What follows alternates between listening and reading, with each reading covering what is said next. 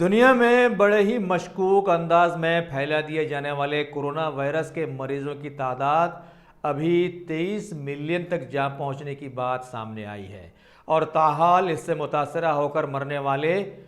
8,03,000 تک پہنچ گئے ہیں۔ یہ اطلاع جان ہاپکنس یونیورسٹی کی جانب سے دی گئی ہے۔ ویسے آج کی تاریخ میں متاثرہ مریضوں کی تعداد 2,31,30,345 بتلائی گئی ہے اور یہ CSSE کی تازہ رپورٹ ہے، جبکہ سب سے زیادہ متاثرہ یونائٹڈ اسٹیٹس ابھر کر سامنے آیا ہے، جہاں پر ابھی تک 56,66,121 کیسز درج کیے گئے ہیں اور مرنے والوں کی تعداد 1,76,345 بتلائی گئی ہے۔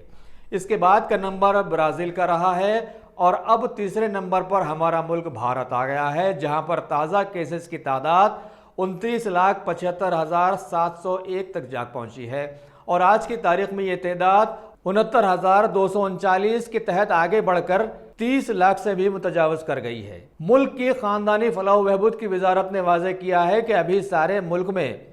30,44,941 متاثرہ کیسز رواں ہیں، جن میں مرنے والوں کی تعداد 56,704 تک پہنچ گئی ہے۔ اس دوران یہ بھی خبر گرم ہے کہ کورونا پازیٹیو کے سلسلے میں ریاست مہاراشٹر زیادہ متاثر سامنے رہا ہے، جہاں 1,69,883 ایکٹیو کیسز چل رہے ہیں اور کل کی تاریخ تک ریاست تلنگانہ میں بھی کورونا کے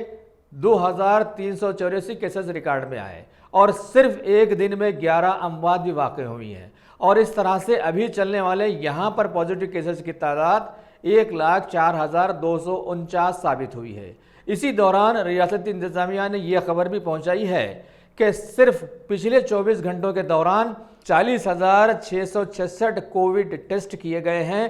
اور کورونا کی دھچک کے دوران ایسا پہلی بار ہوا ہے۔ ویسے بھی یہ اچھی طرح سبھی کو یاد ہوگا کہ ریاست میں کورونا وائرس کی ابتدائی دور میں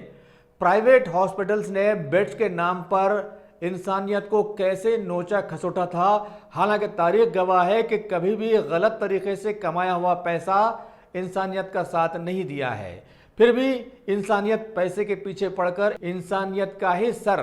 شرمسار کرتی رہی ہے۔ لیکن ابھی حکومت کے ایک بلیٹن نے واضح کیا ہے کہ ریاست کے تقریباً سرکاری و غیر سرکاری دواخانوں میں قریب 17,986 بیڈز خالی پڑے ہوئے ہیں اور سرکاری اور پرائیویٹ ٹیچنگ ہاسپٹلز میں اب یہ بیڈز مفت میں دستیاب رہیں گے۔ لیکن یہ اور بات ہے کہ لوٹی ہوئی عوام کو اب زبردست عقل آ گئی ہے اور وہ دواخانوں میں شریک ہونے سے بہتر دیگر سسٹم آف میڈیسنز کے علاج کو ترجیح دے رہی ہے۔ چلیے اب ذرا کووڈ-19 کی میتھمیٹکس پر بھی ایک نظر ڈال لیں جو ابھی ہمارے ملک میں واقع ہوئی ہے۔ دلی کی ایک لڑکی کووڈ-19 پازیٹیو ثابت ہوئی، لہذا لڑکی کے سارے خاندان والوں کے ساتھ ساتھ اس کے ایک بوائے فرینڈ کو بھی کوارنٹائن ہونا پڑا، کیونکہ پتہ نہیں اس نے لڑکی کے ساتھ کیسے وقت بتایا تھا۔ بعد میں پتہ یہ چلا کہ لڑکی کے ایک نہیں بلکہ 3 اور بوائے فرینڈز تھے، لہذا اس طرح سے ان لڑکوں کے ساتھ ساتھ ان کے خاندان کے بھی 37 افراد کو کوارنٹائن ہونا پڑا۔